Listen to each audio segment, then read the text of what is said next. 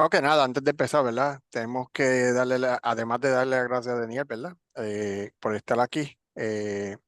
Quiero darle las gracias a nuestros auspiciadores, ¿verdad? Que siempre nos apoyan de PT Today. eh, que, bueno, que siempre esto es posible gracias a ellos, ¿verdad? Y pues a su ayuda que nos dan día a día en todos los proyectos que hacemos, ¿verdad? No tan solo esto, sino también el simposio, ¿verdad? Así que en UCorp, que todo el mundo conoce a Ricardo Recci, es uno de los auspiciadores principales, ¿verdad? Que es una compañía netamente puertorriqueña que se dedica a la venta y reparación de equipos de terapia física, ¿verdad? Así que en confianza, cuando ustedes necesiten reparar algún equipo o comprar algún equipo en específico, pues pueden llamarla en Nucorp al 787-701-5245 y le dice que va de parte de nosotros. El otro auspiciador principal de PT Today, pues es Best Option Healthcare of Puerto Rico, que es una compañía también que aunque tiene un nombre inglés, pues una compañía netamente puertorriqueña y pues se dedica a ofrecer servicios de profesionales de Baja, la salud, baja. incluyendo terapia física. Así que ellos constantemente están buscando gente, así que les recomiendo que si quieren solicitar con ellos, pues envíen su información a donde Best Option Puerto Rico. Ellos cubren toda la isla, así que le dice que va de parte de nosotros. Así que con esto voy a dejar a José para que presente a nuestro invitado de hoy. Muchas gracias, Lizardi, por esa presentación de los auspiciadores. Ahora vamos a pasar, ¿verdad? Con nuestro, básicamente, presentador de la noche, que se llama Daniel Rivera Martínez. Daniel Rivera Martínez es egresado del programa Doctor en Terapia Física del Recinto de Ciencias Médicas en el 2022.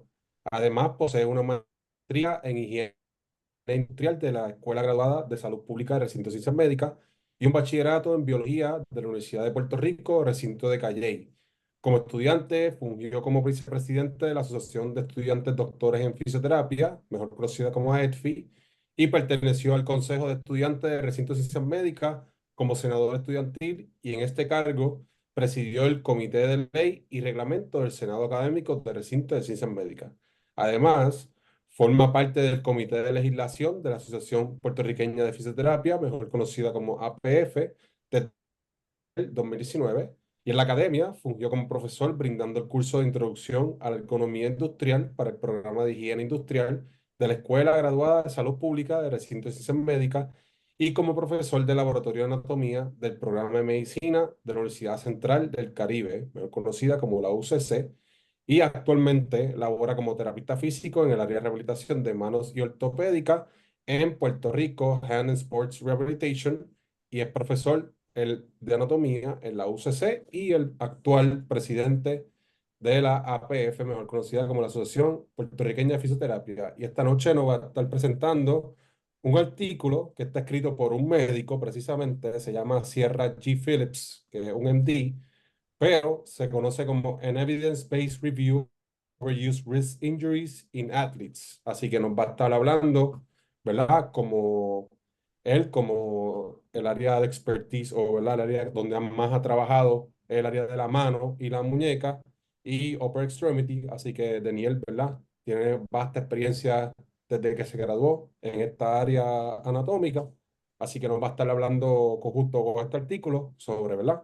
Los tipos de lesiones que ocurren en la muñeca, específicamente, ¿verdad? En lo que son los atletas.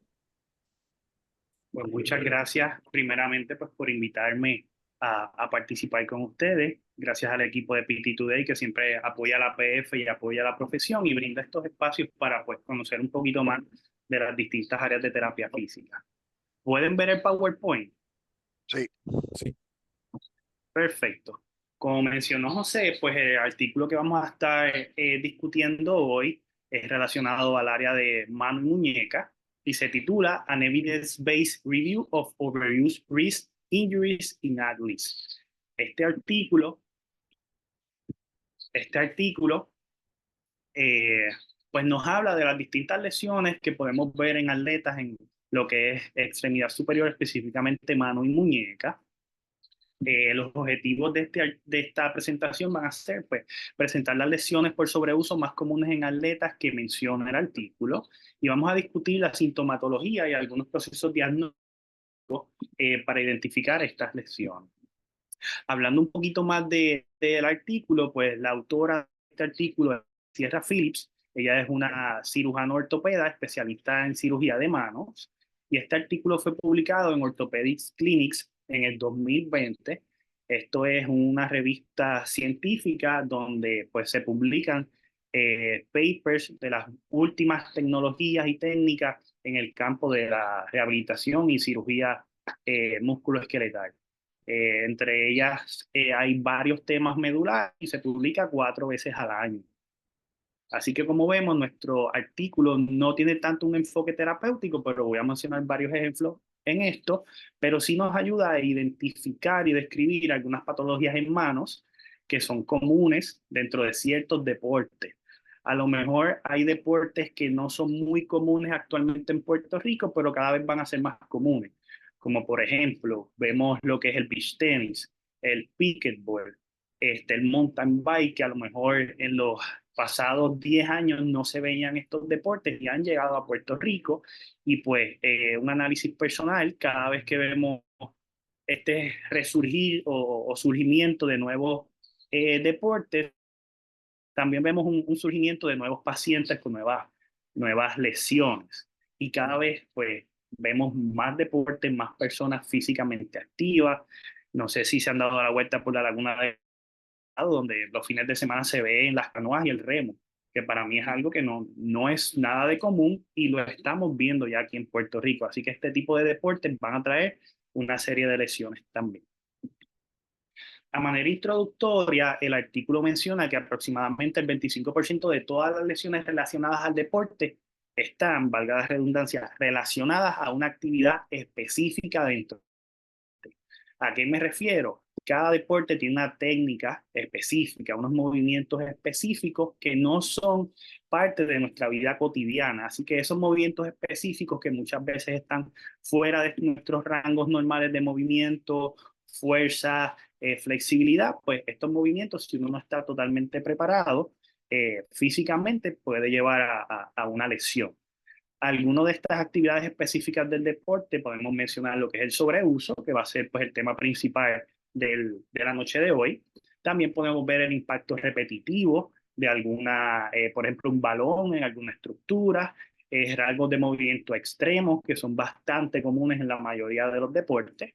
¿Por qué? Porque pues, los deportes requieren unas capacidades físicas más allá de las que tiene una persona normal. Así que pues vamos a ver este tipo de lesiones relacionadas a estas actividades específicas. También las lesiones por sobreusos, pues el artículo menciona que son causadas por microtraumas recurrentes que afectan este proceso de sanación de los tejidos. ¿Por qué?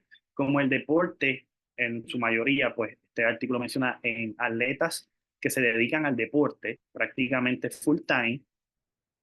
El problema es que al ser expuestos a estos microtraumas prácticamente todos los días, está compitiendo con el proceso de sanación, lo que no deja que ese proceso de sanación culmine. Así que todos los días voy a estar sanando y lesionándome, sanando y lesionándome, lo que causa pues cambios estructurales en los tejidos. También un punto importante que quiero mencionar que estaba en el artículo. Muchas de estas lesiones se tratan con inyecciones de corticosteroides. El corticosteroide no es una droga que vaya a mejorar el performance del atleta, pero en las pruebas de dopaje puede alterar ciertos valores. Así que es importante siempre con nuestros pacientes, si son atletas y más aún atletas que compiten y que se les realiza pruebas de dopaje, estar bien pendiente a estos y aunque no es nuestra directamente podemos educar y podemos ya con la educación solucionar muchos de los problemas que van a haber. Antes que siga, Daniel, ese detalle es bien importante. Cuando tú estás trabajando con atletas y a nivel internacional, se tiene si el atleta fue inyectado, hay que decirlo, porque tienen que llenar un documento, se llama el TUE. Ese documento es para exonerar al atleta. Obviamente, eso tiene que ser llenado por un médico que esté calificado por el Comité Internacional en ese evento. Eh, ¿Por qué? Porque si le hacen dopaje a ese muchacho o a esa persona, ese atleta, y sale ese medicamento y no está debidamente registrado, es positivo. Y aunque ellos lo sabían, no lo registraron, automáticamente lo penalizan y el castigo es 1 año de suspensión internacional de eventos internacionales y si vuelve a hacerlo es de por vida. Así que eso es bien importante cuando ustedes vayan, si alguno va para un evento internacional con algún equipo que lo invitan, tienen que orientarse de lo que dice Daniel, porque es sumamente importante, aunque sea lo más sencillo. Nosotros hemos tenido casos en Puerto Rico de que por tomar Benadryl no lo dijeron, cogieron dopaje, fueron positivos y lamentablemente le quitaron la medalla por Benadryl. O sea, por medicamentos como Benadryl, Sudafed, cosas para el catarro, algo tan sencillo como para el catarro. Así que, dicho eso, pues me callo ahora la boca. Y como dice Luis, pues siempre educar a nuestros atletas pacientes de pues este consumo de medicamentos, también de su dieta. Hay algunos productos de carne que pueden también alterar estos valores. Así que pues es bien importante mantener esta buena comunicación, como igual pues suplementos que se utilizan para a lo mejor aumentar masa muscular o cualquier otra capacidad del cuerpo que querramos, pueden alterar estas pruebas de dopaje. Así que es bien importante nosotros mantenernos educando a nuestros pacientes sobre esto, aunque no es nuestra área directamente, pero una educación puede salvar a un atleta de alguna penalidad. Hablando un poquito de la mano, pues vamos a introducir con un poquito de anatomía. Como sabemos, la mano tiene 29 huesos. Esto va a depender de cada autor. Muchos autores ponen 29, pero para mí es bien importante el radio y la urna. Están directamente asociados a la mano, así que no los podemos dejar fuera. Así que tenemos 29 huesos en cada mano, 8 son carpos, 5 metacarpos, 14 falanges y radio y urna.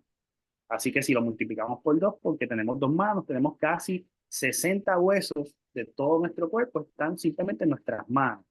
En adición a esto, hay más de 30 músculos trabajando en nuestras manos de manera coordinada, altamente compleja. ¿Para qué? Para hacer movimientos súper específicos. Por ejemplo, tenemos un neurocirujano abriendo el cráneo de una persona para remover un tumor. Eso lo hacen con las manos. Así que esa es uno de los niveles máximos que logramos con nuestras manos. Así que nuestras manos son prácticamente nuestro principal instrumento de trabajo. También continuando con la anatomía, importante, que esto pues lo vamos a estar discutiendo un poquito más adelante en algunas condiciones, los compartimientos de la mano. Aquí tenemos una imagen prácticamente de una mano izquierda con la palma hacia abajo, hacia el piso. Y aquí vemos los 6 compartimientos. En las lesiones que vamos a estar hablando, nos vamos a estar enfocando mucho más aún en el compartimiento número 1 y número 6. Como vemos en el compartimiento número 1, tenemos el extensor pollicis brevis y el abductor pollicis longus, músculos muy propensos a lastimarse, ya sean actividades deportivas o actividades cotidianas, como simplemente levantar a nuestros bebés del piso. Y en el compartimiento número 6 tenemos el extensor carpi ulnaris, otro músculo que también es propenso a lesionarse. El compartimiento 2, 3, 4 y 5 no son tan propensos a lastimarse, pero sí pues podrían estar entre ellos. Y comenzamos con las lesiones sobre uso. ¿Cuáles lesiones por sobreuso vamos a estar discutiendo hoy? Pues se dividen en 3 grandes grupos: las tendinopatías, los desórdenes en las articulaciones y los huesos, y el distal radial facial injury.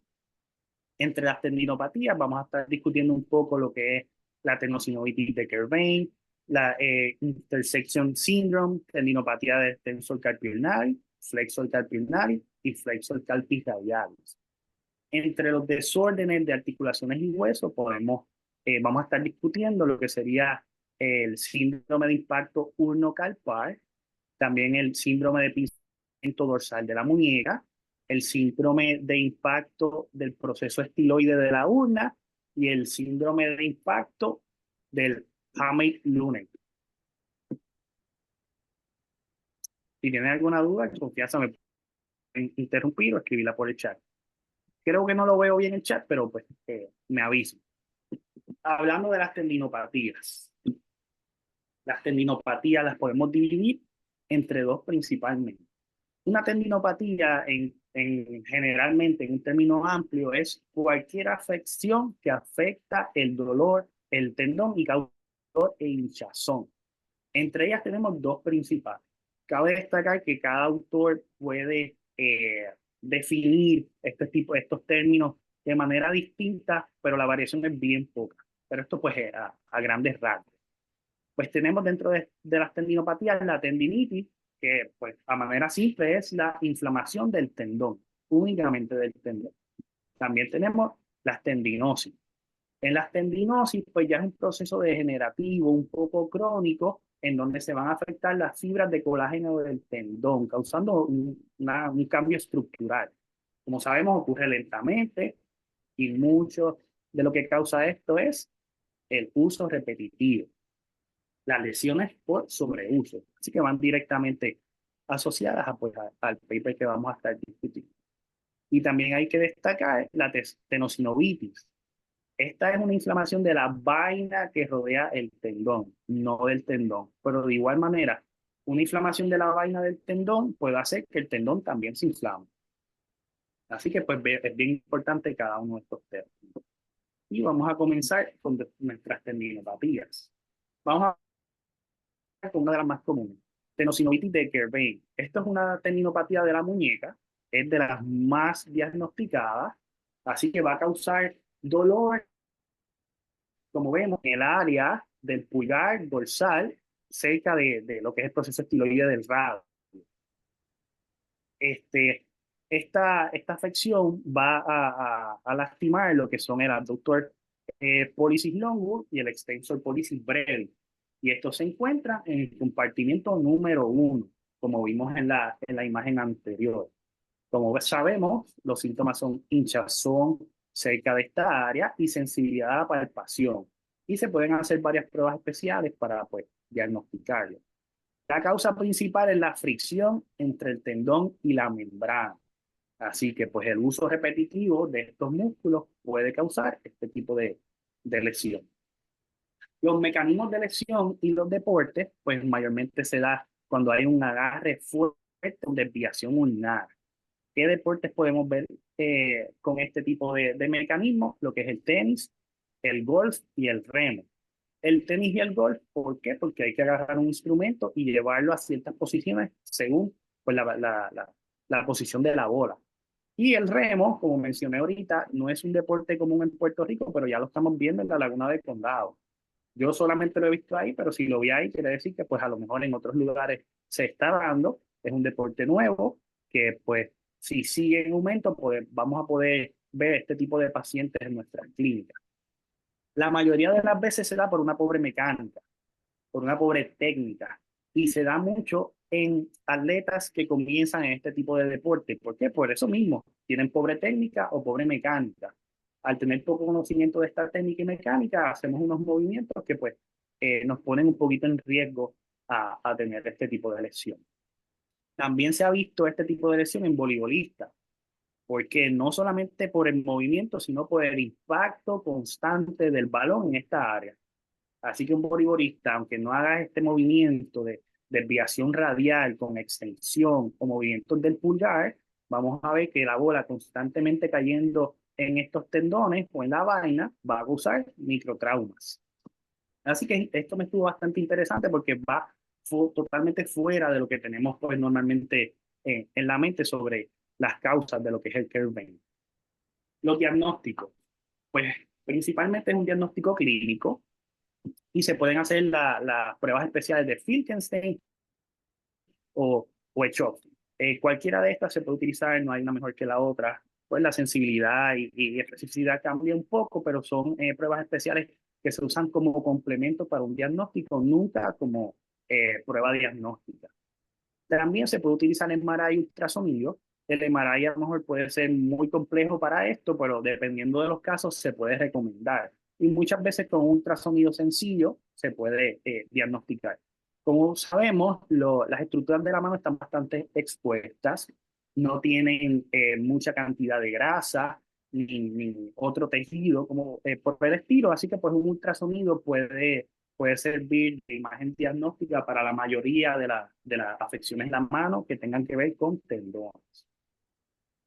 El tratamiento, principalmente, pues cesar la actividad que está causando el dolor por un tiempo, acompañado de inmovilización con una TOM spica. Todo esto va a depender del tratamiento en conjunto con el ortopeda.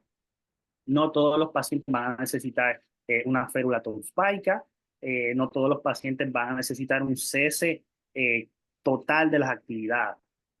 En cada tratamiento, pues voy a hacerlo de manera general. Al final voy a hablar un poquito de cómo lo podemos hacer, pero todo va a ir de la mano del paciente, de su sintomatología, ya que no todos presentan las mismas.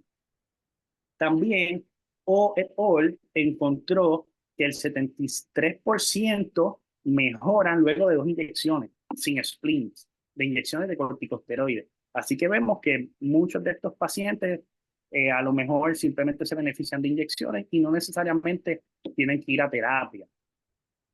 En términos más agresivos, pues también pues, se puede hacer una cirugía prácticamente para limpiar el área, o si el tendón está muy dañado, puede haber reconstrucción y los hemos visto en clínica. Así que estos pacientes que pueden presentar debilidad, dolor, falta de sensibilidad, pero cada uno puede presentarlo de manera distinta. No todos nuestros pacientes van a presentar pérdida de fuerza. Tenemos pacientes con manual muscle test de 5 de 5 o fuerza de grip sobre 120 libras, pero aún presentan dolor. Así que cada paciente va a ser atendido dependiendo de sus déficits. Pasamos a la próxima lesión. Síndrome de intersección, también conocido como Orphan Wrist. Este síndrome es menos común que un curve vein y es causado por la fricción constante entre los tendones del compartimiento 1 y del compartimiento número 2, en menor medida entre el compartimiento 3 y 4. Así que principalmente se da en el compartimiento 1 y 2. Los músculos del compartimiento 1 son más propensos a lesionarse, así que vamos a ver más dolor en lo que es eh, prácticamente esta conexión entre los músculos como vemos en la imagen. ¿Cómo podemos diferenciarlo un poquito de lo que es el curve vein? Miren las flechas que están en la imagen, prácticamente una palpación sencilla entre esas dos áreas, podemos saber si es un poquito más curve vein o un poquito más intersection syndrome. Y también esto es causado por extensión de muñeca con desviación radial repetitiva. O sea, estamos moviendo los músculos que hacen ese tipo de movimiento, lo que va a causar aún más fricción y pues un mayor riesgo de lesión. Los síntomas: hinchazón y dolor dorsal radial. Puede ser un poquito más arriba de la muñeca, algunas 2 o 3 pulgadas. Sensibilidad a la palpación y a veces va a haber una crepitación ocasional. Si ponemos al paciente a hacer este tipo de movimientos, extensión y desviación radial, a veces si estamos palpando, podemos sentir cómo a veces esos tendones pueden brincar un poquito, hacer un poco de eso. No necesariamente este síntoma va a ir acompañado de dolor. ¿Qué deportes pueden causar este tipo de afección? Nuevamente el remo, la lucha. ¿Por qué la lucha? Porque pues se utilizan distintas técnicas para pues tirar al piso a tu oponente o vencerlo, donde se usa mucha desviación radial, porque queremos acercar a nuestro contrincante a nosotros, pues mucho de esto lo usamos estos músculos.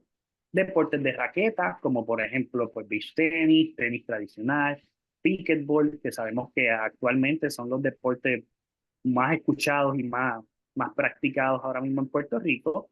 El hipismo, ¿por qué? Porque pues, cuando se jalan las riendas de caballo se hace ese tipo de movimiento, desviación radial constante. Ciclismo y esquiar. Ciclismo, ¿por qué? Las bicicletas van a tener distintos manubrios. Si cambiamos la configuración de manubrio, puede causar un poquito de este síndrome. Y también el esquiar, porque estamos utilizando pues los aparatos de esquiar, donde también a veces si queremos levantarlos, no necesariamente vamos a levantar los brazos completos, podemos hacer una pequeña desviación radial y despegarlos de la nieve. Igualmente, el diagnóstico va a ser uno clínico y también se recomienda pues ultrasonido y MRI. Como mencioné anteriormente, el MRI no siempre es el más recomendado, es un estudio sumamente caro, que pueden salir más cosas de las que queremos saber, pero en pacientes con lesiones graves es importante un MRI para hacer ruling y rule out de distintas cosas. Pero con un ultrasonido sencillo nos puede ayudar. Pero realmente un diagnóstico clínico es suficiente. De igual manera, tratamiento, modificación de actividades, cesando un poco la actividad que causa el dolor o la inflamación, no necesariamente tiene que ser del todo. Inmovilización neutral de la muñeca hasta 20 grados de extensión, desde neutral hasta 20 grados. Cualquiera de esas, entre ese rango de grados va a ser beneficioso para el paciente. También pues terapia, ya sea para fortalecimiento, rango de movimiento, manejo de dolor y NSAIDs. La terapia va a ir dirigida a los déficits que presenta el paciente. Como mencioné anteriormente, no todos van a presentar dolor, no todos van a presentar pérdida de fuerza, no todos van a presentar limitaciones en rango de movimiento. Así que se va a atacar los déficits que el paciente presenta. Y en casos más graves, pues la cirugía, en donde hay una liberación del compartimiento número 2. Esta liberación siempre se va a hacer en off-season. ¿Por qué? Porque pues hay un tiempo que tiene que estar el atleta fuera de su deporte. Se han documentado algunos casos en el deporte del remo con cirugía agresiva temprana que hay un regreso en promedio en 7 días. Eso pues el paper lo menciona. En su mayoría no he visto casos como estos que en 7 días puedan volver al deporte, pero pues como sabemos es el deporte del remo, no es un deporte tradicional aquí, que mientras más conocimiento tengamos sobre él, a lo mejor podemos entender un poquito más de poder volver tan rápido al deporte. Tercera tendinopatía, extensor carpionario. Es la segunda tendinopatía más común en la muñeca y comúnmente ocurre en la mano no dominante, especialmente en tenistas cuando hacen el backhand a 2 manos. ¿Por qué? Porque cuando hacen el backhand a 2 manos tienden a hacer una desviación ulnar bastante pronunciada. Esto se puede comparar también con el tenis elbow, porque el tenis elbow también está asociado a una pobre mecánica y una extensión constante de la muñeca cuando se hace el backhand. Cuando se hace este tipo cuando se hace el backhand, es importante tratar de mantener la muñeca lo más neutral posible. Que un tip que podemos hacer, el kinesio tape es bastante bueno solamente para que sea un estímulo propioceptivo. Se lo podemos poner a cualquier jugador de tenis para que el paciente cuando haga este tipo de movimiento sienta el alón del tape y esto nos puede ayudar a que el mismo paciente corrija su técnica. ¿Qué síntomas podemos ver en este tipo de lesión? Pues dolor e hinchazón en el área dorso-ulnar de la muñeca, en el compartimiento número 6, sensibilidad por el recorrido de todo el extensor carpionario, desde su inserción hasta su barriga muscular. Y esto prácticamente se puede ver en casi todas las tendinopatías. Mayormente se dan en el tendón, pero si palpamos la barriga muscular, podemos también sentir o producir este dolor en los pacientes. Así que también es una buena manera de rule out a lo mejor otros músculos, porque si seguimos el recorrido, vamos a ver que la barriga muscular va a estar pues asociada al dolor del tendón, ya que en la mano pasan muchos tendones muy cerca y a veces es muy difícil diferenciar cuál es el afectado. Y también dolor al resistir la extensión de muñeca con desviación radial. Las causas más comunes de este tipo de lesión son la pronosupinación repetitiva con desviación radial y ulnar. Y cuando me refiero a la pronosupinación es el movimiento de pronosupino. Ese constante movimiento con desviación radial ulnar va a causar pues, una tendinopatía en este tendón. ¿En qué deportes los podemos ver? Nuevamente el remo, el golf, pelota, hockey y deportes de raqueta. Y como vemos, la pelota y los deportes de raqueta se hacen bastante aquí en Puerto Rico, el hockey no creo, el remo se está viendo poco a poco y el golf es un deporte que se practica bastante a menudo. No tan común como los demás, pero se practica. Así que tenemos tres de los deportes más comunes que causan este tipo de lesión que se practican aquí en Puerto Rico. El diagnóstico para este tipo de tendinopatía prácticamente va a ser igual, un diagnóstico clínico, el uso de ultrasonido y MRI. Muchas veces se utiliza el MRI cuando es algo bastante crónico y queremos ver cambios estructurales en estos tejidos. Como dije, solamente es para casos bastante graves. Importante aquí, hay que saber diferenciar en lo que es una tendinitis de extensor carpi ulnaris versus un TFCC. Los dolores se parecen bastante, se producen en movimientos bastante parecidos, pero hay una gran diferencia entre un TFCC y una tendinopatía de extensor carpi ulnaris. Así que hay que diferenciar entre el dolor intraarticular y el extraarticular. Y una de las maneras que podemos diferenciar es hacer este parecido a esta pruebita que vemos aquí al lado, en donde ponemos el codo a 90 grados con una supinación completa. Y hacemos este tipo de resistencia entre el dedo 3 y el dedo número 1. El paciente trate de vencer esta resistencia y si causa dolor, puede ser un indicativo de que es una tendinopatía y no un TFCC.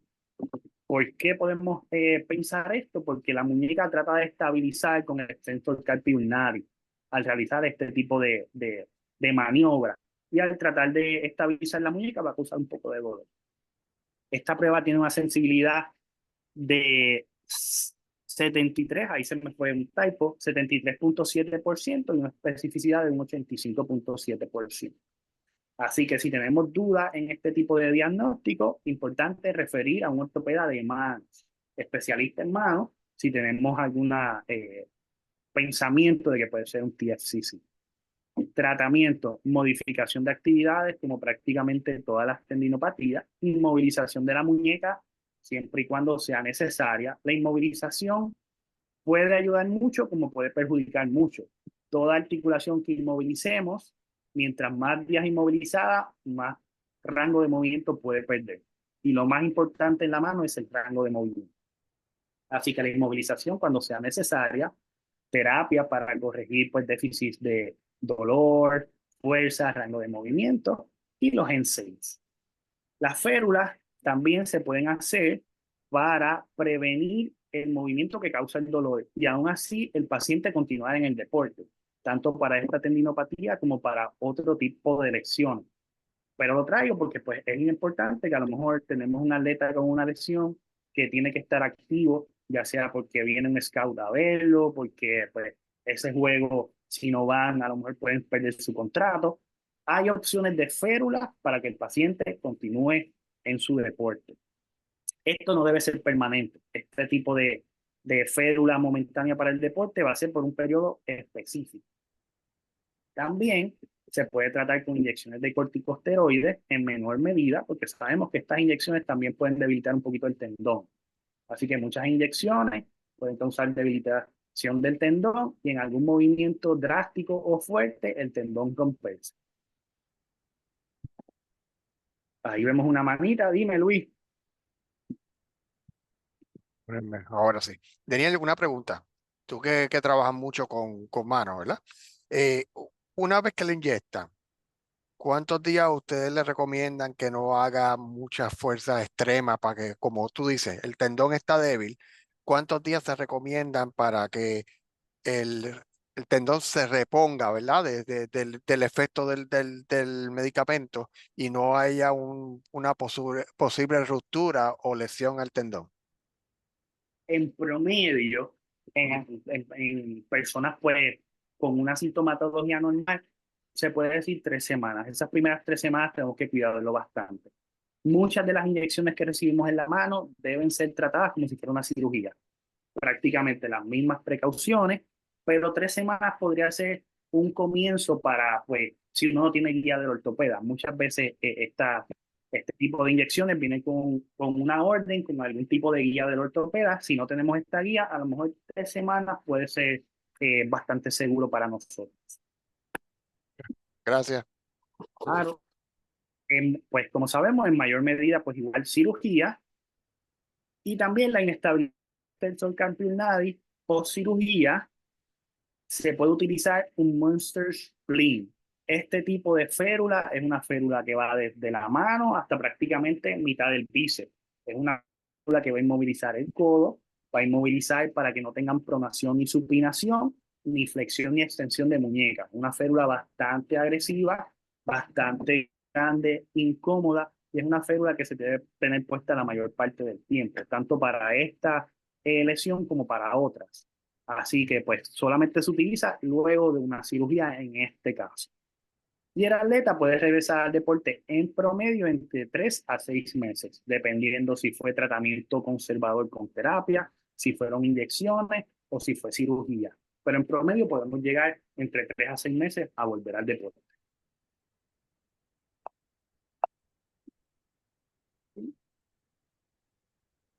Cuarta tendinopatía.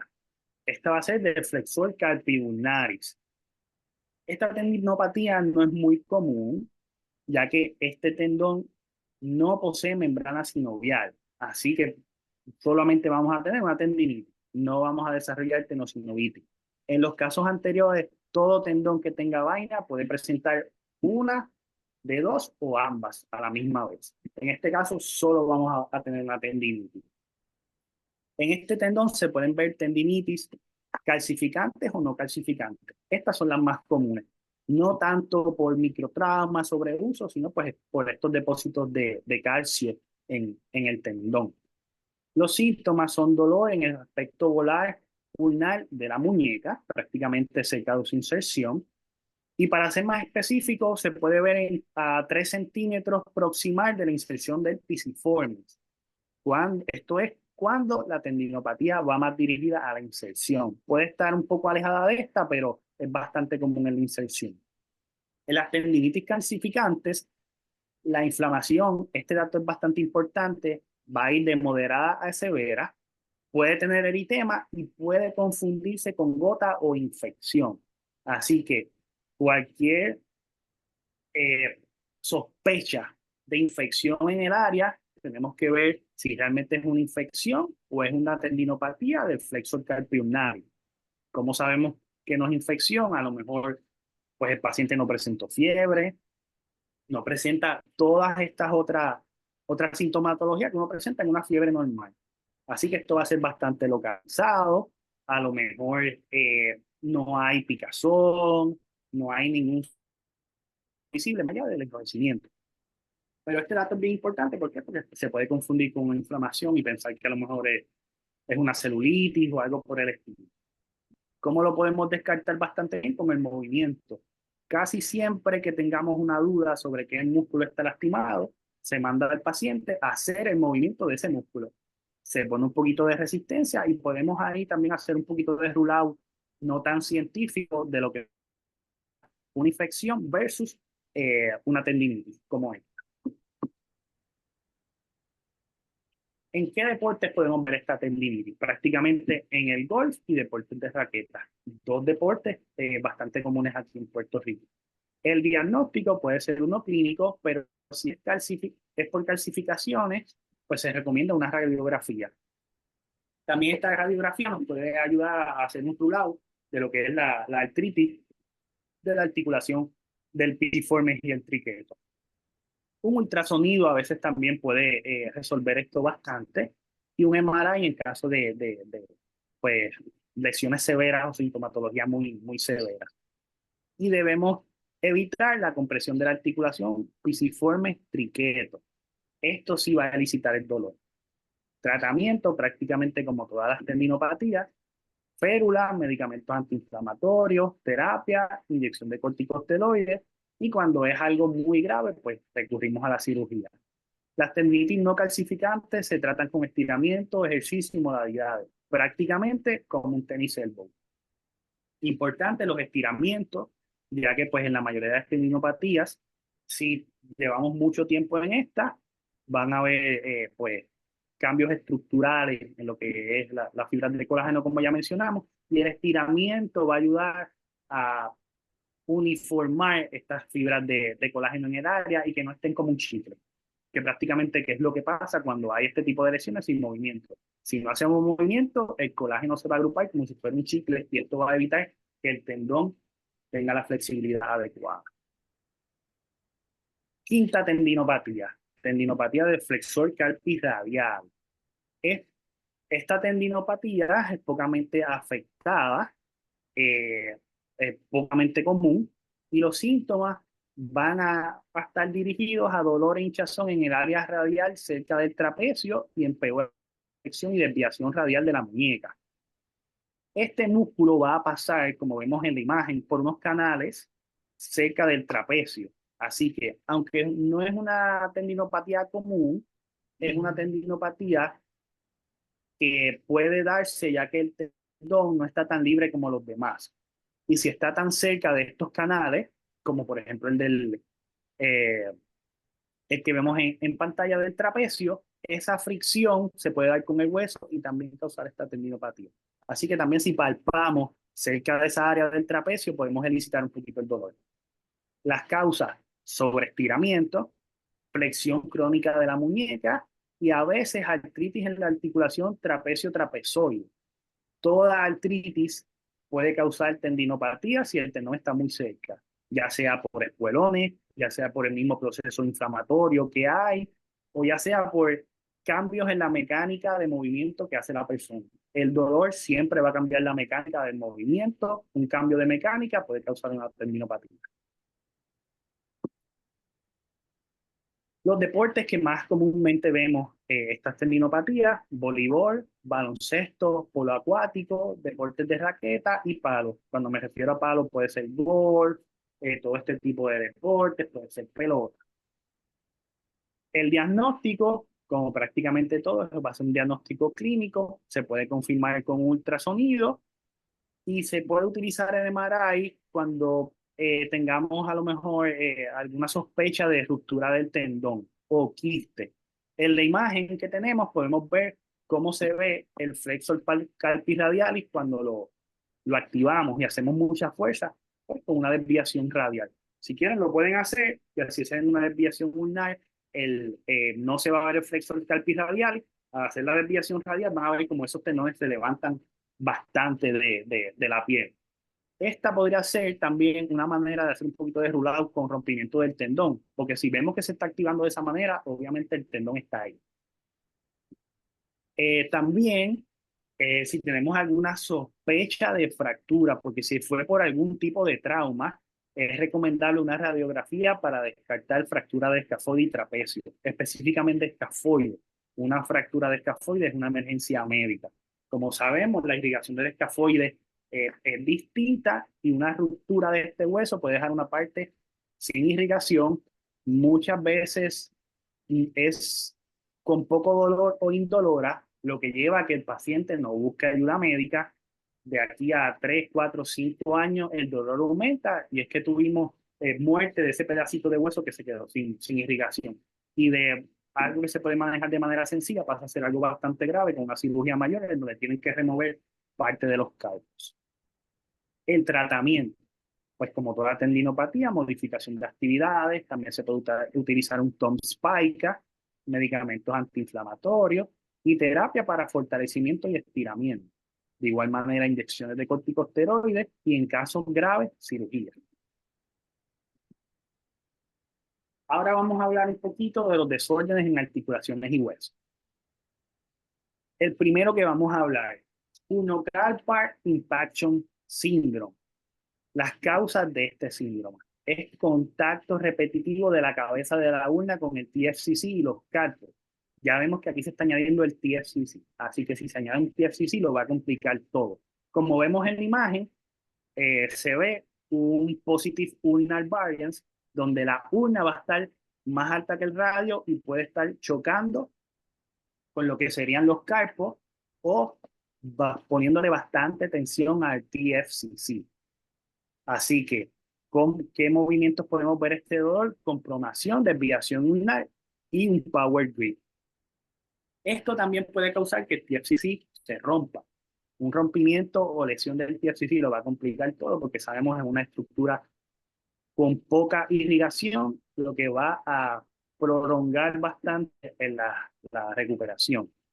También este tipo de choque de urna con carpos puede causar el contromalacia del lunate, del triqueto o de la misma urna, y a veces también artritis raniolar distal, o también ruptura de los ligamentos.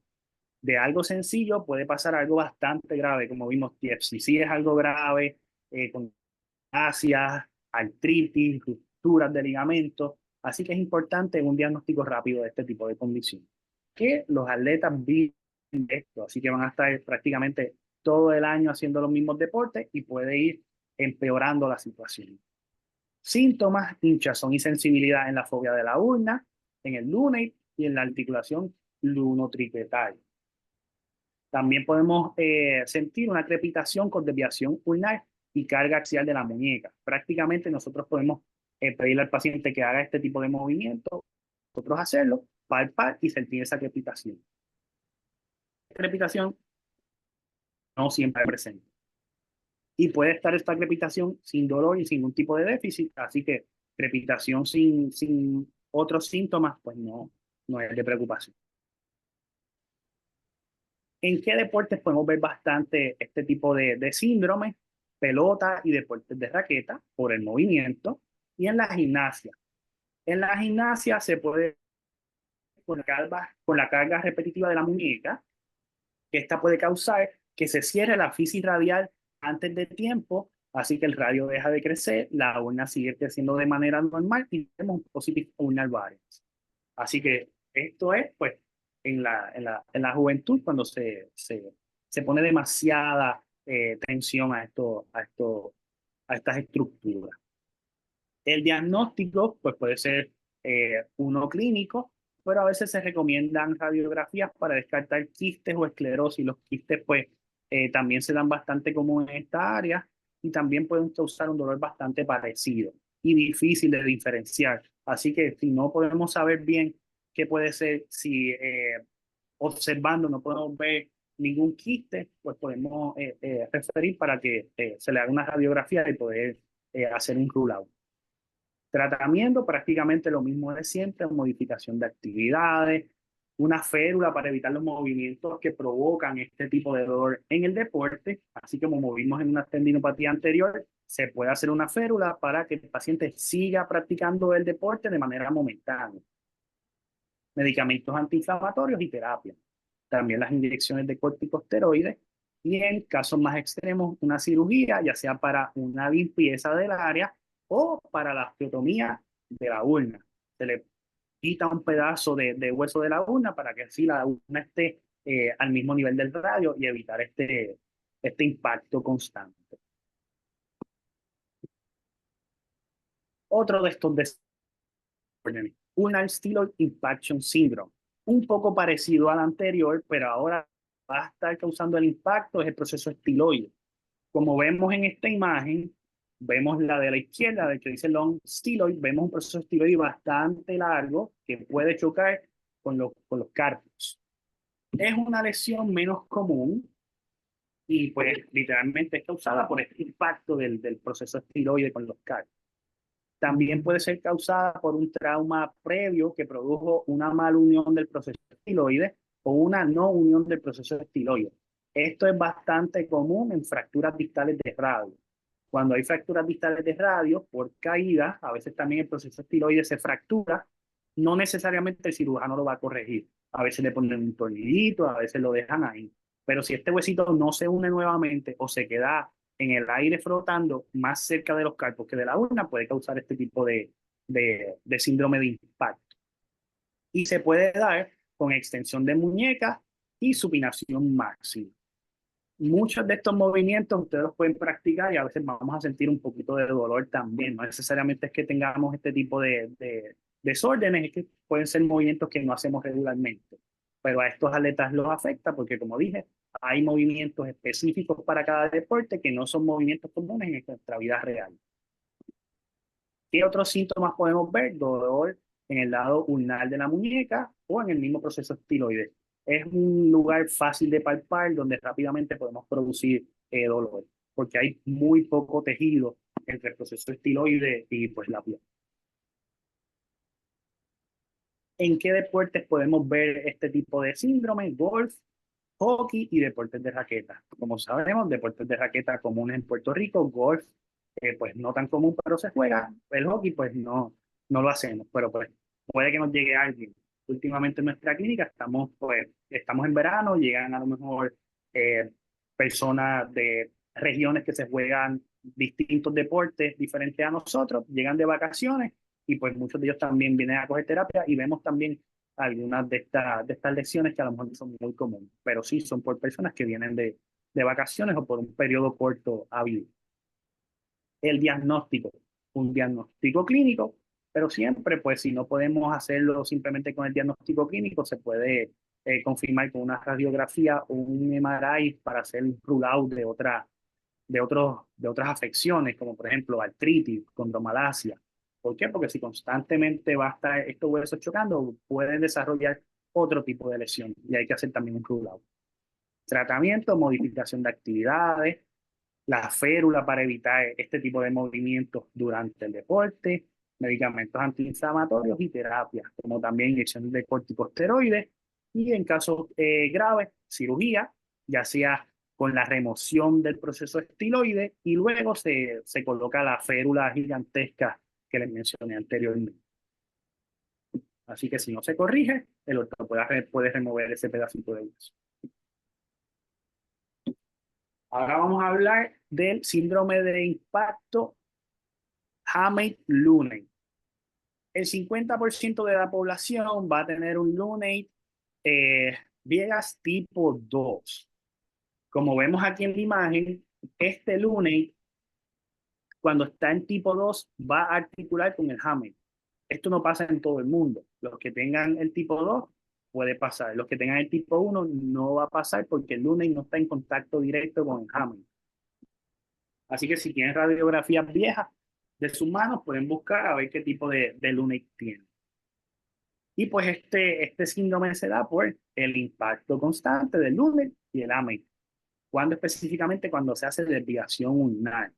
Y esto puede producir condromalacia y artritis. Así que si no se detecta a tiempo, si no se corrige a tiempo esta técnica en el deporte, podemos desarrollar lesiones crónicas que nos pueden sacar rápido del deporte. Síntomas: dolor en el área ulnar de la muñeca. Aquí es un poquito difícil saber exactamente qué es esto, así que la radiografía es bastante importante. ¿En qué deporte lo podemos ver? En el golf y en deportes de raqueta. ¿Por qué? Por lo mismo, por esa desviación ulnar que estamos haciendo constantemente.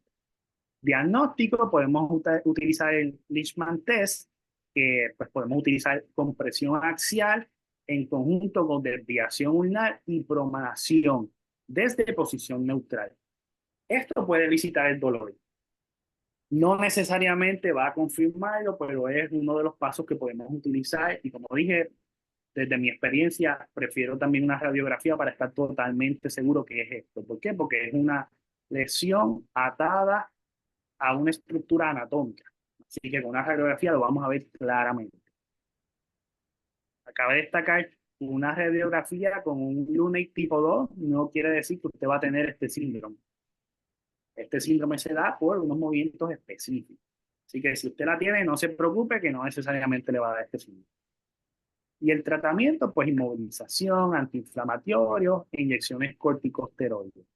Atletas pueden continuar jugando y pues en casos severos volvemos a la cirugía, en donde pues se puede corregir ya sea quitando un pedazo de hueso o si hay inestabilidad, ayudando a que estos huesitos no estén inestables y que estén sueltos. ¿Qué otro síndrome tenemos? El síndrome de pinzamiento dorsal de la muñeca. Este es causado por extensión repetitiva con carga axial y mayormente va a producir un pinzamiento del extensor carpirradialis brevis o del retináculo extensor con el escafoide. También puede ser causada con una subluxación del escafoide. Así que si tenemos inestabilidad del escafoide, este se puede estar moviendo y pinchando el tendón. Con palpación, yo diría un poco experta, podemos sentir esa inestabilidad del escafoide. A veces es un poquito difícil de sentirla, pero con el pasar del tiempo uno puede sentir este tipo de inestabilidad. Los síntomas: dolor en el área dorsal de la muñeca, hinchazón y sensibilidad en el escafoide. Y se puede ver en deportes como en la gimnasia. Sabemos que los gimnastas ponen mucho peso en sus manos, y también deportes de clavado. Los clavados, cuando se hace este tipo de posición en donde se comienza con las manos en el piso y las piernas hacia arriba, esto puede causar este tipo de pinzamiento. No es un deporte común en Puerto Rico, pero sí tenemos muchos atletas que nos representan en este tipo de disciplina. Así que pues pueden desarrollar esto, o personas que quieren intentarlo de manera nueva también lo pueden desarrollar. Cuéntame, Lizardi. No te escucho, yo creo. Sorry. Sí, Ahora me escuchas, ¿verdad? sí. La mayoría de estos atletas que hacen clavado, que hacen este deporte, anteriormente eran gimnastas. O sea que estos atletas que tienen condiciones persistentes en gimnasia, la están arrastrando también para el clavado. Y no tan solo que la parada de mano cuando te vas a tirar en clavado, sino cuando tú vas a entrar al agua. Porque pues dependiendo de la plataforma que tú uses, o sea, si ya sea de la bajita como la más alta, la fuerza que tú ejerces y la forma que tú pones las manos para entrar, pues automáticamente crea un estrés en esas áreas.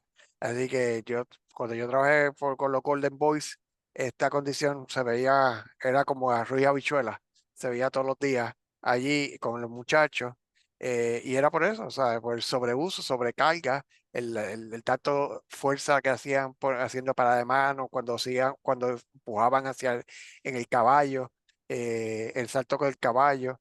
Así que es bien común estos tipos y estos atletas de clavado también.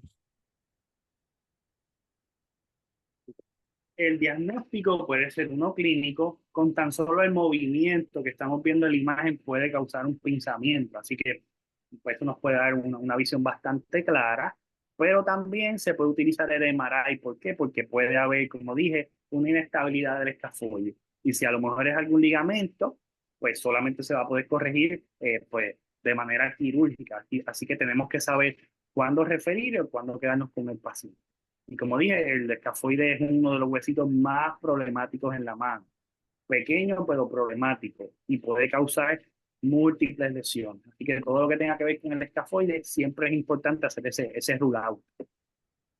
Tratamiento, pues antiinflamatorio, inyecciones, modificación de actividades temporalmente, terapia y cirugía.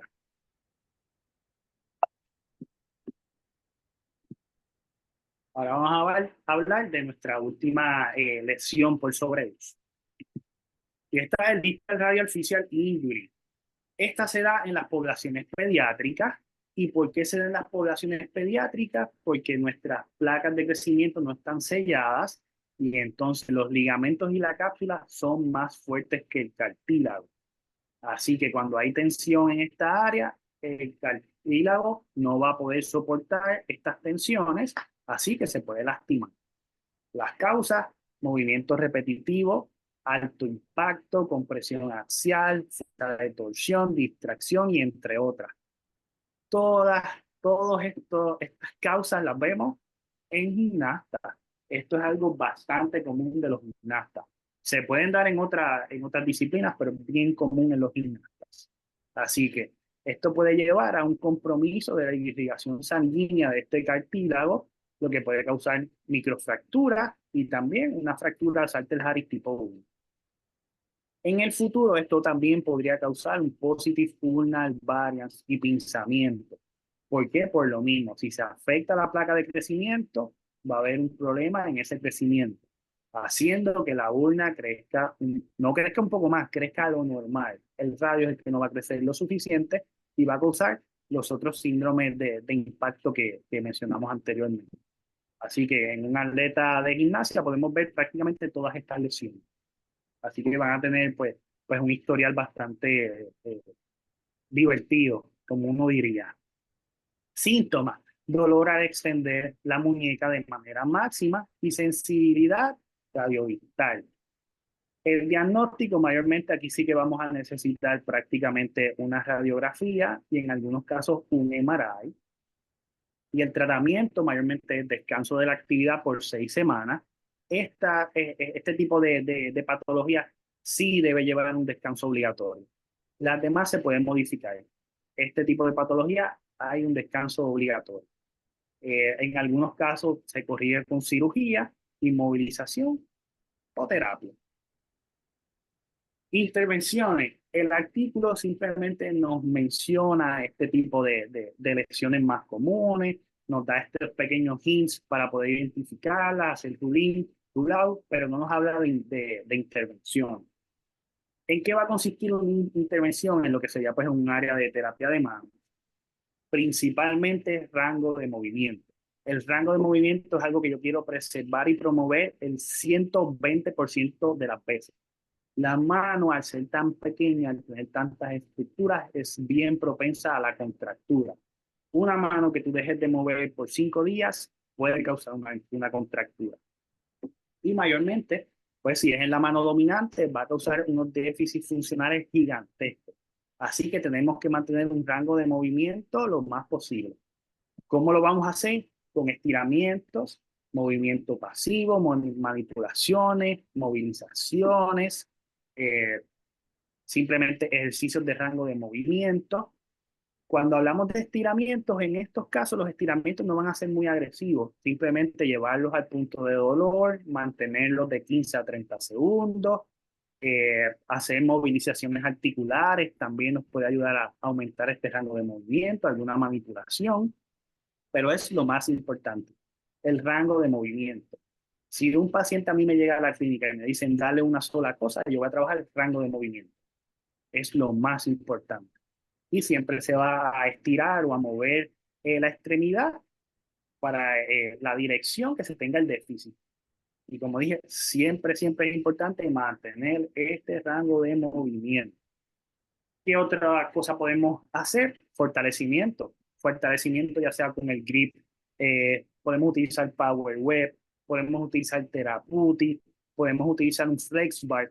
El Flex Bar es una de las herramientas que mejor se han creado para la terapia de mano. Con un Flex Bar podemos hacer fuerza de grip, podemos hacer flexión y extensión, haciendo como si estuviéramos exprimiendo el Flex Bar.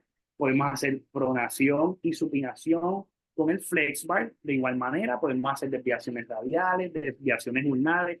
Así que prácticamente con un Flex Bar usted puede dar una intervención completa en la mano. También se puede trabajar propiocepción, agarrando el Flex Bar, pidiendo al paciente que cierre los ojos y haciendo perturbaciones en ese Flex Bar. El mismo Flex Bar lo podemos utilizar como rango de movimiento. ¿Cómo lo menciono? Muchas veces mandamos al paciente a hacer un rango de movimiento activo sin nada que agarrar y al paciente se le puede hacer un poco difícil comprender, me muevo sin agarrar nada. Que si uno le da un flex bar o algún objeto de poco peso, el paciente lo agarra y puede hacer su movimiento. Así que esto le da pues como un estímulo propioceptivo al paciente en el área de rango de movimiento. Un fortalecimiento, como dije, podemos también utilizar dumbbells, podemos utilizar bandas, podemos utilizar cualquier tipo de fortalecimiento que vaya dirigido a atender el déficit que el atleta presenta. También que podemos utilizar terapia manual, tanto manipulaciones, movilizaciones, dry needling, el Graston. El Graston es algo que es bastante útil. Mayormente en pacientes operados, nosotros lo utilizamos mucho para bajar la sensibilidad de las heridas. Muchas veces estas cicatrices están muy sensibles y al pasar ese metal le enseñamos al cuerpo a que no debe estar tan sensible a este tipo de estímulos. Así que pues lo utilizamos bastante en pacientes operados. Modalidades terapéuticas, ya sea parafina, ultrasonido, frío, calor, se deben utilizar, pero en menor medida. Como dije, si vamos a darle 1% de importancia a cada una de estas intervenciones en la terapia de mano, rango de movimiento, para mí yo le daría un 60 o un 70% de importancia. Modalidades terapéuticas puede ser un 10%. También podemos dar entrenamiento en ADS o IADL. Como sabemos, las manos se utilizan tanto como para lavarse la boca, abrir una botella de agua, lavarse la cara, las mujeres maquillarse, hacerse moño, subirse los pantalones, abotonarse un brasier. Así que déficit en la mano va a causar grandes problemas funcionales. Así que si el atleta presenta algún problema funcional, también pues hay que darle entrenamiento en esto. Y pues también otra de las intervenciones es el uso de férulas.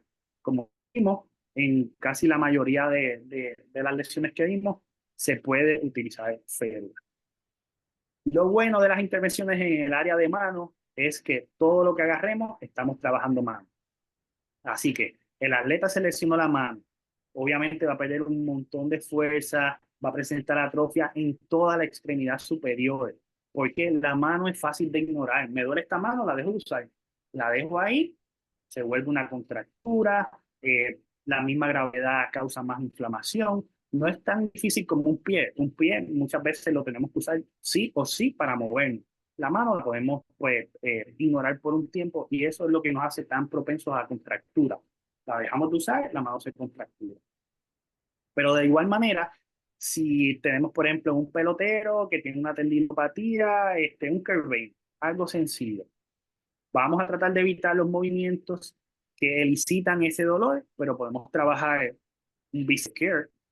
No necesariamente tiene que ser con un agarre, con un wake-off. Ponemos un wake-off en la muñeca y podemos trabajar el bíceps, podemos trabajar el tríceps, podemos trabajar el hombro. En máquinas de hacer el ejercicio, hay muchas que no necesitan grip. Por ejemplo, algunas máquinas para hacer pecho, que podemos utilizar distintas estrategias para tratar toda la extremidad superior y de la misma manera utilizar la mano.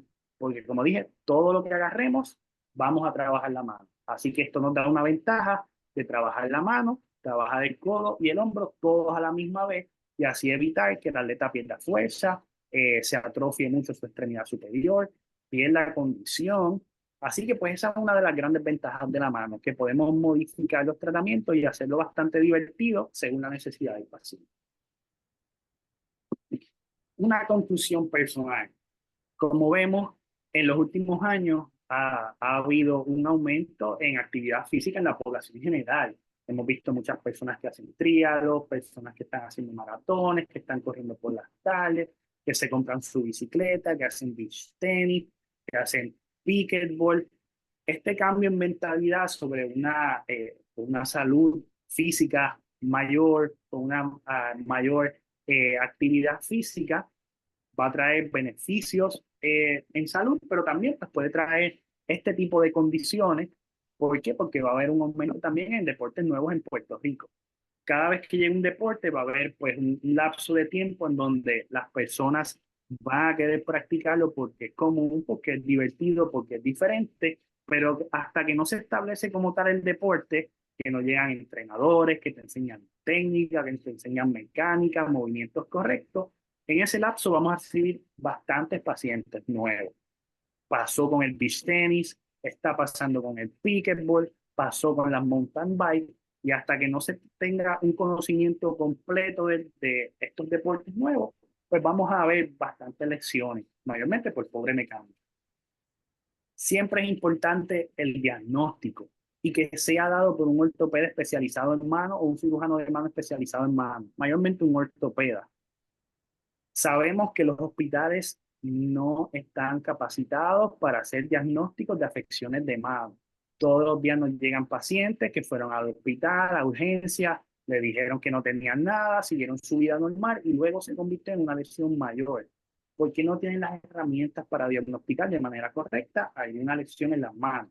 Así que consejo, tienen un paciente que llegó de fisiatra, que llegó de cualquier otro médico, no se sienten seguros con el diagnóstico o la sintomatología, prefieran a un ortopeda de mano.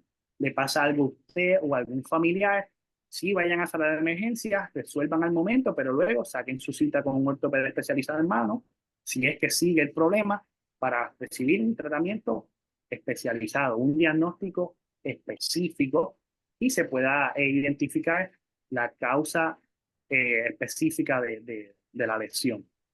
Y también pues recibir tratamientos en clínicas especializadas de mano. No necesariamente todo el que tenga una lesión de mano va a requerir este tipo de tratamiento especializado, pero sí, si vemos que el paciente sigue presentando déficit en fuerza, déficit en movilidad, pues a lo mejor sería bueno referirle a una clínica especializada. Y sin más, esto es todo. Así que dudas, preguntas, comentarios, estoy abierto a ustedes.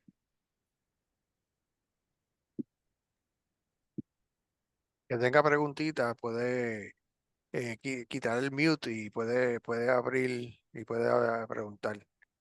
Voy a empezar yo, voy a hacer una preguntita. Eh,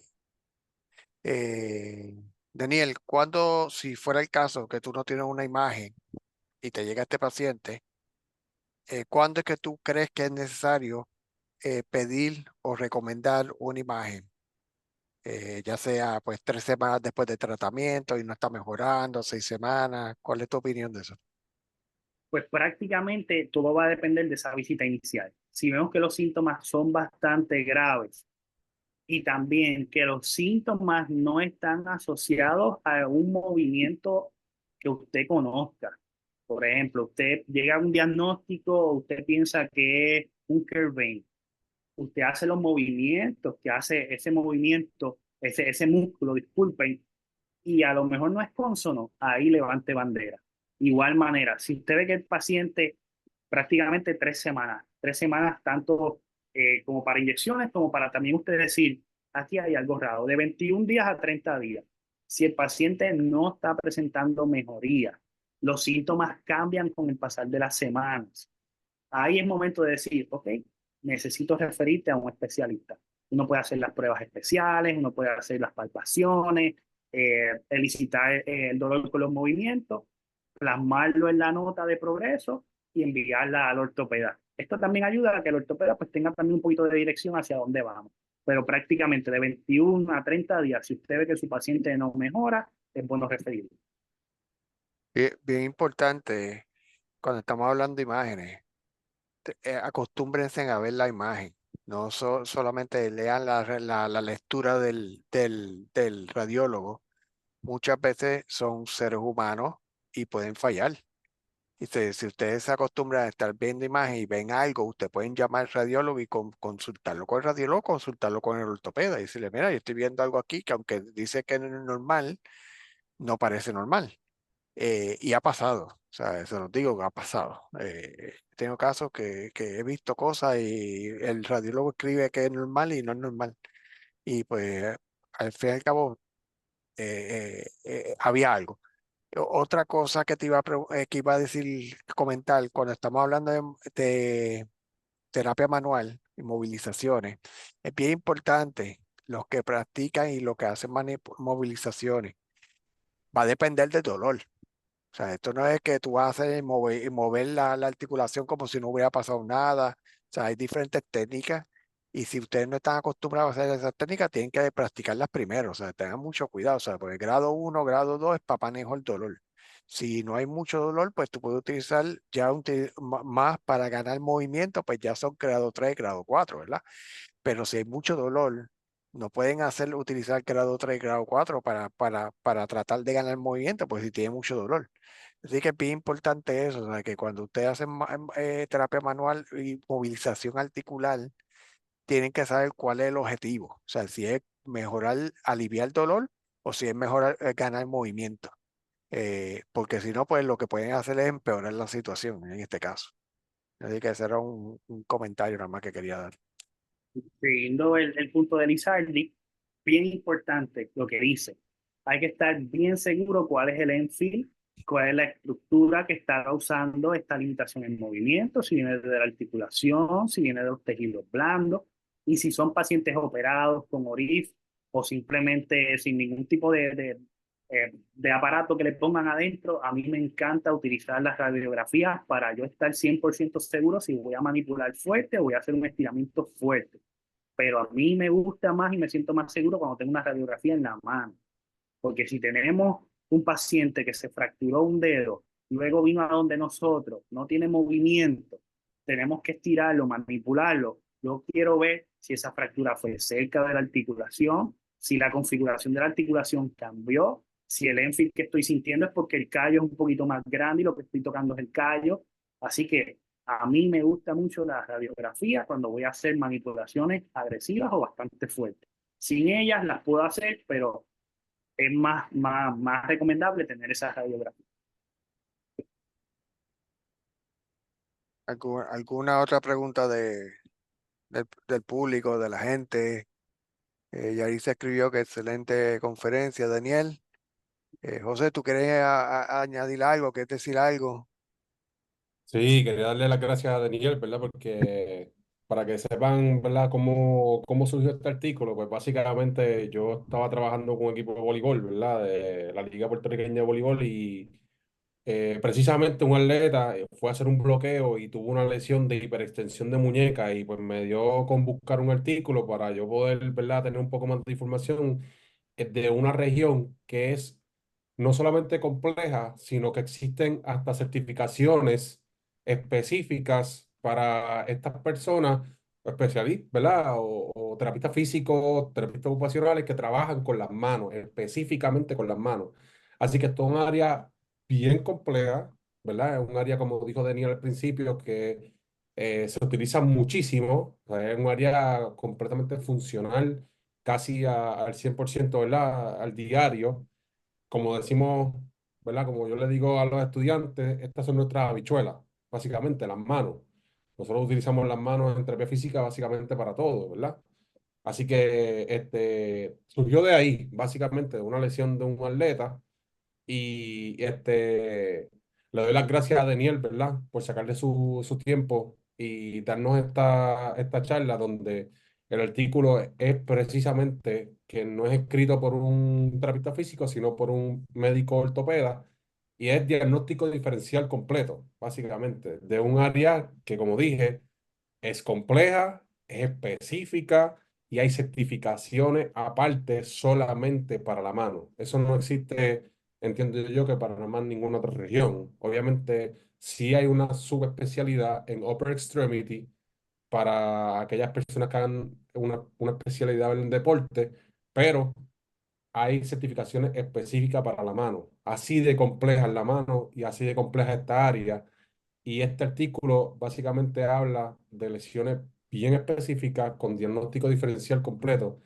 que lo encontré eh, precisamente con mucha especificidad en muchas de las condiciones y algunas de ellas en realidad, pues básicamente se le puede a uno escapar, ¿verdad? Y muchas de las cosas que he visto cuando se diagnostica la mano o hacen diagnósticos de la mano, es que son muy sutiles a la hora de diagnosticar. Son básicamente hacer diagnósticos comunes. Y pues simplemente viene una persona con un dolor en la mano, pues le pueden poner quizá un decor pain, que es bien común, o le pueden poner, ¿verdad? Algo más, ¿verdad? Simplemente una tendinopatía, pero no pone específico, no hacen un diagnóstico específico. Esto nos facilita a nosotros, ¿verdad? O nos da más información a nosotros para hacer ese diagnóstico diferencial y nosotros poder ayudar a ese paciente. Nosotros no hacemos diagnósticos médicos, así que eso es importante, pero sí podemos saber, ¿verdad? Mediante diferentes pruebas y como bien mencionó Daniel durante toda la presentación, cómo saber en qué momento decirle al paciente, usted debe ir a su médico a hacer, para que le envíe un ultrasonido y poder descartar cualquier otra cosa que usted pueda tener ahí, o lo mismo, un rayo X, para poder hacerle los estiramientos y yo estar seguro de que los estiramientos que voy a hacer son específicos para usted y poder ayudar a ese paciente, porque volvemos, es un área bien compleja, bien pequeña y es un área que es bien específica. Así que yo le agradezco a Daniel, ¿verdad?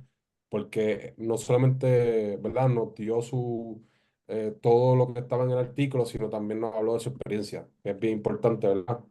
Para poder resumir todo esto. Y como menciona José, súper importante diagnóstico diferencial. Ortopedas especialistas en manos, creo que hay 5, como muchos 6 en Puerto Rico, así que muchos de los pacientes van a estar visitando otro tipo de médico. Así que si no viene de un ortopeda especializado en manos, ese diagnóstico diferencial es sumamente importante. Como bien mencionó José, un área bien pequeña donde se pueden mezclar muchas cosas a la vez y 1 centímetro puede confundir a cualquiera. Una palpación en un lugar, otra a 1 centímetro lejos de ella, pueden ser dos cosas bien distintas, pero a grandes rasgos parece el mismo lugar. Así que es súper importante y como mencionó José, la certificación de mano es sumamente extensa, son mínimo de 3 años, 4.000 horas, así que uno talla un montón. Yo voy como el 70% del camino y me falta todavía como 1 año y medio, así que es bastante pesada. Por lo mismo, es un área que tenemos casi 60 huesos, más de 60 músculos, un área pequeña, un área bien sensible, la mano es súper sensible, súper sensible al dolor, así que pues es un área de mucha dificultad y pues agradecido a ustedes por la oportunidad y pues cualquier cosa que necesiten en el área de mano, nos pueden llamar en Puerto Rico Hand Sport Rehabilitation, de igual manera me pueden escribir de manera personal, me pueden hacer consultas, ¿Cuál porque a es, mí lo más que me es la salud. cuál es el teléfono, Daniel, de la oficina?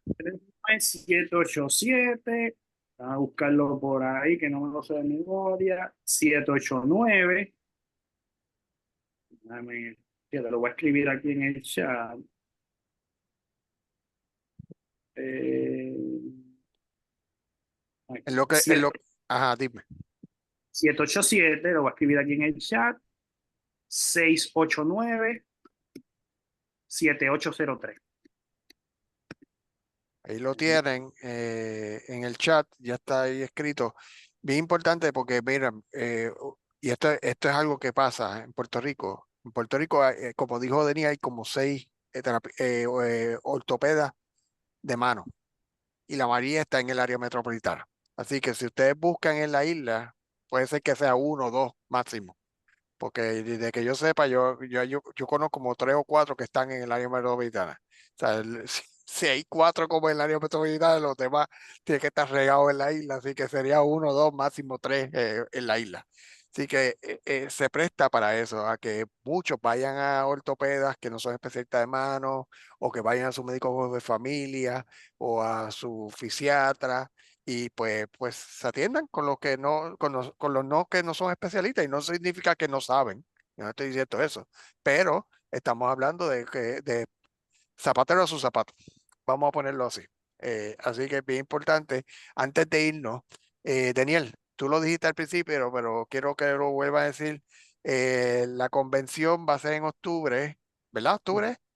18 y 19 de octubre en el Hotel Vista Azul en Aguadilla, un hotelito pequeño, pero es all inclusive al lado de la playa.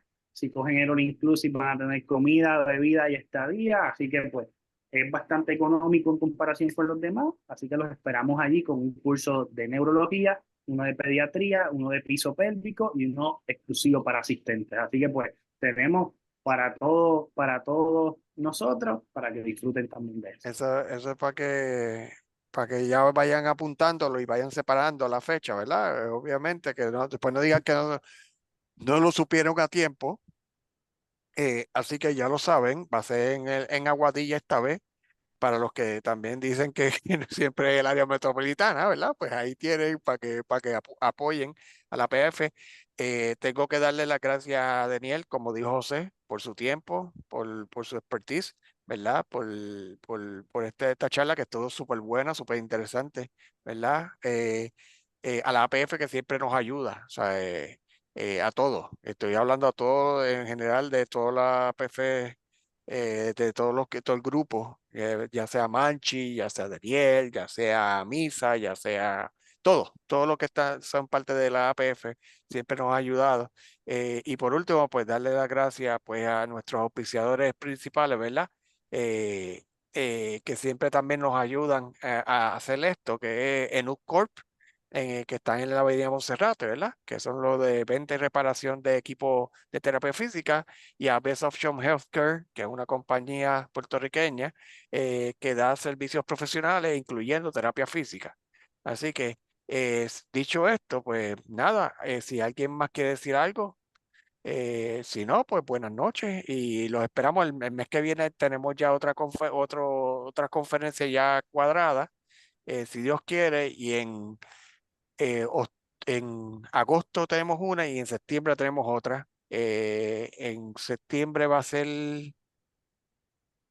con Juliana y en agosto va a ser con Alba, lo más seguro.